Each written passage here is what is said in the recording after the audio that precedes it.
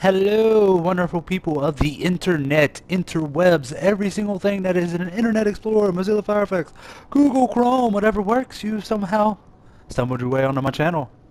Crispy Koala. No, I am not a koala, nor am I crispy. If I was crispy, then that would probably mean that I was dead or cooked. I don't think people eat koalas, but as you can tell, I am obviously talking. Koalas do not talk. Or do they? I don't know. I don't know. I haven't talked to a koala bear before. They might talk to each other. Obviously they do. But I'm not a koala bear. But today I am bringing you a Destiny review. Why Destiny Crucible plays in the background. So without further ado, let's break it down. I think one of my most favorite parts about Destiny was the way it looked. The graphics are amazing, beautiful, everything. You never feel like you are current gen, or I guess you could say it is just all around perfect. I cannot brag more about the graphics or anything about this game. The way the guns look, I mean, the guns are kind of repetitive. They all almost look the same until you get up into the legendary exotics. You know, all those, they all have different feels. You know, the guns are great. There's a lot of supplement into this to where, you know, there's a lot of, I don't know, there's variety. Variations of everything, you know, there's so much stuff you can get. And that's one thing I commend Bungie for doing.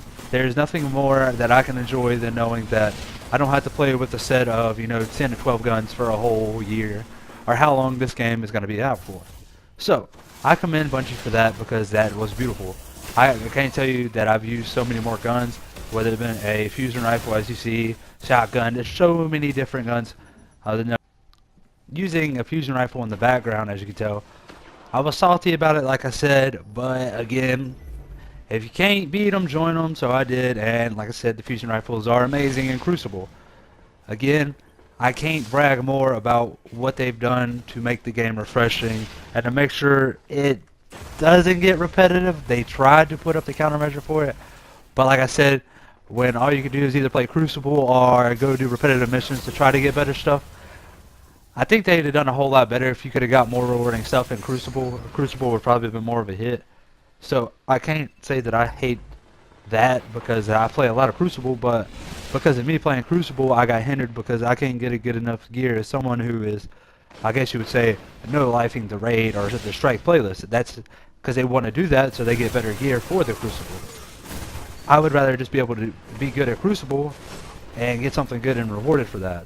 Now I understand that you don't want to discourage people from playing Destiny, so they have to, when you play Crucible and they get gear, you always feel like you get cheated out. Say you go 20 and 10 and someone goes 2 and 20, and here they are getting a damn legendary Ingram or an exotic gun or something, which I've seen before. I've seen a 2 and 20 get a legendary Ingram and me get nothing, but that wasn't my choice. That was obviously what had happened in the code, I guess.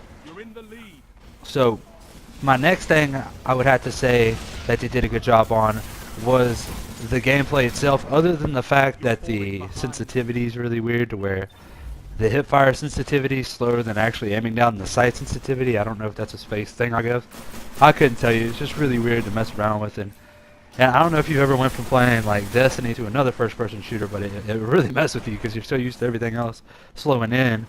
So that was really the only problem I had with the actual, you know, shooting the guns at the guns and the guns. You see, I also like how the hit detection, you know, if you shoot somebody in the head, then it actually helps you out. Another problem I think with, like, you know, the Crucible is you'll lag, but you're not lagging. It's just like the netcode or whatever it was that is lagging. So you really think you're shooting somebody, but you're not, and then are you actually shooting them and it's not registering right there on the spot, and then they'll kill you by, I don't know, meleeing you, and boom, you're dead.